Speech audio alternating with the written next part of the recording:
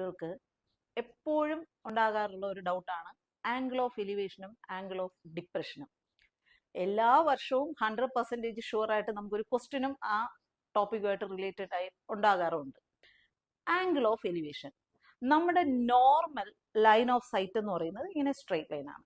So നമ്മൾ കുറച്ച് മുകളിലുള്ള ഒരു ടവറിന്റെ മുകളിലേക്കോ അല്ലെങ്കിൽ ഒരു ട്രീയുടെ മുകളിലേക്കോ എന്തെങ്കിലും ഒരു സാധനം നമ്മൾ ഇങ്ങനെ നോക്കുവാണെങ്കിൽ നമ്മുടെ നോർമൽ ലൈൻ ഓഫ് സൈറ്റിനേക്കാൾ ഒന്ന് അപ്വേർഡ്സ് ഇങ്ങനെ നോക്കാറുണ്ട്. സോ നമ്മുടെ നോർമൽ ലൈൻ ഓഫ് സൈറ്റും നമ്മൾ എത്രയാണോ അപ്വേർഡ്സ് നോക്കിയത് അത് തമ്മിൽ ഉണ്ടാക്കുന്ന ആംഗിൾ ആയിരിക്കും ആംഗിൾ ഓഫ് എലിവേഷൻ. ഇനി ആംഗിൾ ഓഫ് ഡിപ്രഷൻ.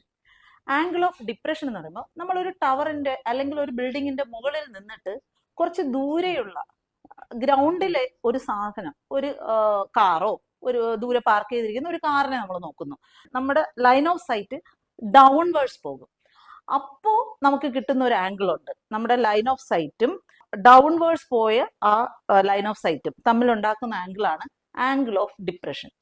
ഇപ്പോൾ നമ്മുടെ നോർമൽ ലൈൻ ഓഫ് സൈറ്റും ആ ഗ്രൗണ്ടും അത് രണ്ടും പാരലൽ ലൈൻസ് ആണ്. അതിനെ ഒരു ട്രാൻസ്വേഴ്സൽ കട്ട് ചെയ്യുന്നു. അതാണ് നമ്മുടെ ഡൗൺവേർഡ്സ് പോയ ആ ലൈൻ ഓഫ് സൈറ്റ്. ഈ ആംഗിൾ ഓഫ് ഡിപ്രഷൻ നമുക്ക് മുകളിൽ കിട്ടിയതും ഗ്രൗണ്ടിൽ നമ്മുടെ ലൈൻ ഓഫ് സൈറ്റും ഗ്രൗണ്ടും തമ്മിലുണ്ടാക്കുന്ന ആംഗിളും അത് ഓൾട്ടർനേറ്റ് ഇന്റീരിയർ ആംഗിൾസ് ആയിരിക്കും and they are equal. So നമുക്ക് ട്രയാംഗിളിനകത്ത് നമുക്ക് ഈക്വൽ ആയിട്ട് ഒരു ആംഗിൾ കിട്ടി. Then we can easily find the height or distance.